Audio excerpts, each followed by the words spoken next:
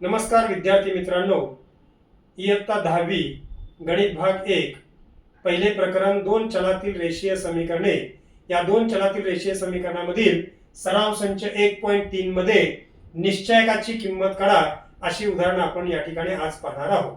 त्याच्यामध्ये उदाहरण दिलेलं आणि हे उदाहरण जे आहे हे बोर्डाच्या परीक्षेला या टाईपचं उदाहरण या प्रकारचं उदाहरण 2 मार्काला विचारतात आणि एकदम सोपं आहे, लक्षात घ्यायचं।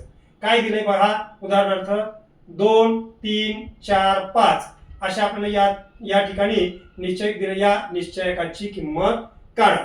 आता याच्यामध्ये आडव्या 2 ओळी आहेत आणि उभे 2 स्तंभ आहेत, म्हणून याची कोटी आहे 2।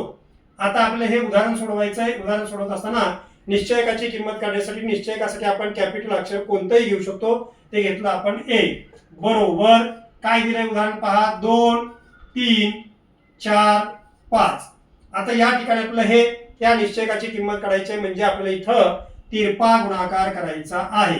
तिरपा गुणाकार म्हणजे 2 ने 5 ला गुणायचा आहे आणि 3 ने 4 ला गुणायचा आहे आणि या दोन कंसांच्या मध्ये वजा चिन्ह मांडायचं आपल्याला। मग पहिल्या कंसामध्ये तिरपा गुणाकार मिळेल 2 गुणिले 5 कंस पूर्ण वजा, दुसऱ्या कंसामध्ये मिळेल आपला 3 गुणिले 4। आता विद्यार्थी मित्रांनो, इथं आपल्याला या कंसातला गुणाकार करायचा आहे।